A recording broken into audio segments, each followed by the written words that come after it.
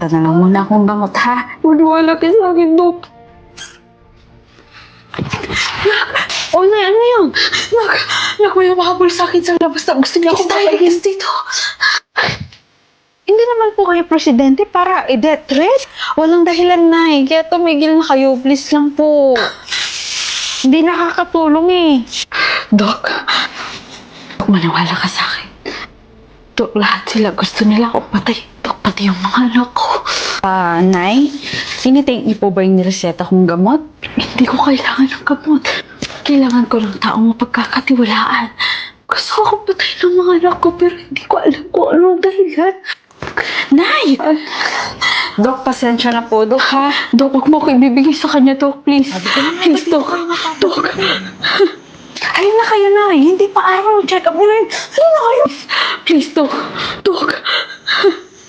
Nay, itong test na ito ang unang step na ginagawa namin para ma-assess namin kung okay pa ba yung estado ng pag-iisip ng isang tao. Pagkatapos nito, Dok, maniniwala ka sa akin.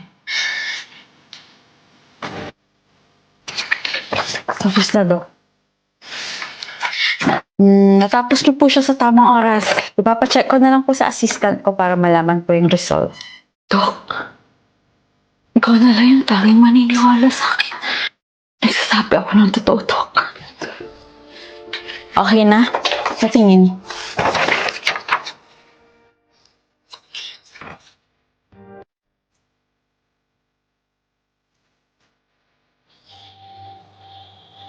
Po? Pasensya na po kayo, Dok, ha? Pero mukhang hindi po papayag ang ate. Lagot po ako sa kanya kapag iniwan ko po si nanay dito. Babalik naman po siya once na okay na po yung kondisyon niya. Alam po namin kung ano mas makabubuti sa nanay namin.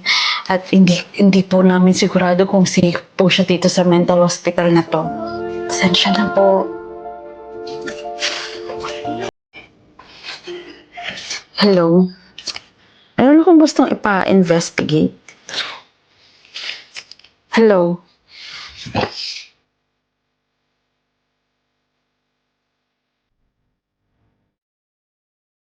Para kay Joanna na friend ko nung college, iinis ako sa'yo.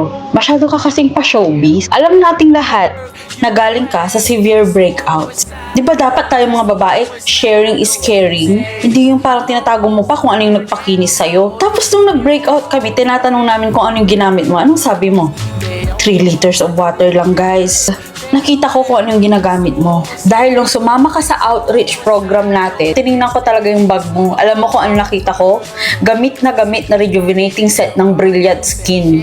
Oh, huwag mong i-deny yan, girl. Dahil doon ko nakilala yung Brilliant Skin na yan, yung rejuvenating set. Legit pala talaga siya. Nakita niyo tong post ko last year. Nung January lang yan, grabe na yung breakouts ko. Pero tingnan niyo kung gaano ako kakinis ngayon. Oh, yan oh. Wala na, tuluyan na silang nawala. Yan ang alagang rejuvenating set ng Brilliant Skin. Pero ako, sharing is caring talaga, paninindigan ko yan. Hindi ako makasarili. Oh, yan oh. Papakita ko pa kung paano ko ginagamit. Wait lang. Ito, sabon ito ng Brilliant, ha? Ayan ang ginagawa ko. Pabubulain ko siya, saka ko siya ilalagay sa mukha ko. Ganyan ang ginagawa ko. Ganito ang sharing is caring, Joanna. Binababad ko siya ng 1 minute lang, guys. 1 minute lang. Tapos saka ko lang siya babanawan. Tapos kung malawan, syempre, toner nila, anti-acne yan, guys. Ilalagay ko siya dyan, hindi na ako nagkukoton. Tapos, tinatap-tap ko lang siya ng ganyan. O, baka sabihin nyo, may makeup na naman ako. Mata lang may makeup dyan, guys. Pagkatapos nun, ilalagay ko na itong cream. O, the best, mamamoisturize yung mukha nyo. Hindi siya magdadry kapag gamit nyo to. Ganyan lang. Kung ano yung umepekto sa atin, kailangan natin i-share sa iba. Meron silang sunblock na kasama, ayan o. Para tuwing umaga, protektado yung skin mo sa araw. Yan ang texture niya, guys. O, yan o. Yan. Wala siyang white cast, may cooling effect. Lalagay ko siyang ganyan, tsaka ikakalat ko na siya. Ang bango pa nito, guys. Oh, walang white cast yan. Watery effect, may cooling effect. SPF 30. Sa panahon natin ngayon, guys, kahit hindi kagandahan ang iyong mukha gaya ko, kung makinis naman, panalo ka na. Ang sa akin lang, guys, kung kayang i-save ng Brilliant, why not? Miss, excuse me lang ha. Nasa loob ka ng isang restaurant. Dapat hindi ka nag-i-spray ng basta-basta, lalo't kumakain yung mga taong nasa paligid mo. Excuse me din. Kailan ka ba nakakitang pabango na hindi ini-spray? Tsaka ito lang yung pabango na kasya dito sa bag ko, no? Ito kasing ginagamit kong pabango, hindi na kailangang i-spray. Tsaka kasyang-kasya siya kahit napakaliit lang ng bag mo. Sobrang cute size lang din ito at tagal din siyang matanggal sa katawan mo. Ganito lang yung itsura niya. Pahid-pahid na lang. Yan, tignan mo oh. Sino mag-aakala na ito ay isang perfume? Pwede mo na siyang i-apply sa sarili mo. Sobrang mamahalin yung amoy niya pero yung presyo niya, murang-mura. Kaya kahit nasa event ka, may maliit ka na size na bag, pwedeng-pwede mo siyang dalhin para i-apply ka ng pabango mo. Pasimple ka lang. Oh, hindi ka na mag-i-spray. Alam mo yun, yung kapag lumakad ka, tapos ito yung naging pabango mo, naamoy ka na. Parang wala kang utang sa mundo. Yung 01, yung amoy niya para kang pupunta ng event ng mga mayayaman. Ito namang 02 guys, alam niya ba yung para kayong may PTA meeting tapos nakatingin silang lahat sa'yo? Kasi para kang mag-aambag ng milyon-milyon. Ganun yung amoy niya. Ito namang 03, maaamoy niya to sa mga store na mamahalin. Talaga guys, yung naaamoy ko sa mga tao doon sa BGC.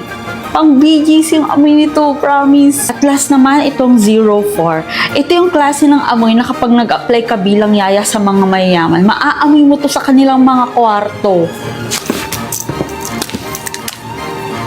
Amoy BGC nga. Amoy mayaman. Tingnan ko nga kung kasya ito dito sa pinakamaliit kong bag. Finally, pwede siyang dalhin kahit saan. Thank you din sa bigay mo.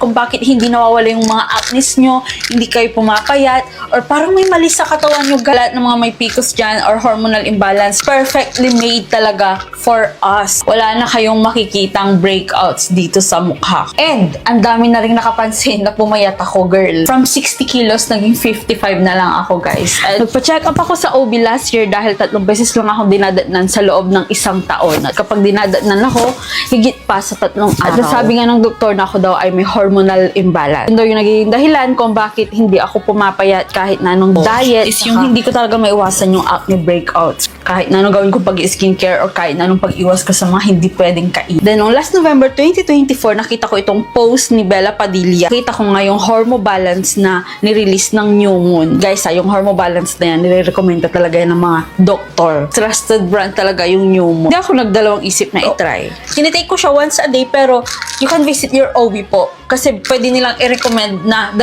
yung i-take mo sa isang araw. 50 capsules na siya sa isang bottle and makukuha nyo siya sa sobrang murang halaga. It really helps me a lot din pagdating sa anxiety. And alam nyo ba guys na itong product na to has been carefully formulated not only by expert in the field but also by the CEO. Knowing that the CEO has personally struggled with hormone imbalances and has channeled that experience into creating a product with a specific purpose. Wala na akong breakouts. Sparks na lang po yan pero wala na po akong patubong breakouts. Kumalma na silang lahat. Go check out now. Pakibantayan lang ito, anak ko ha. Magtitimpla lang ako ng milk niya. Nak, huwag mo silang takutin ha. Babe ka lang.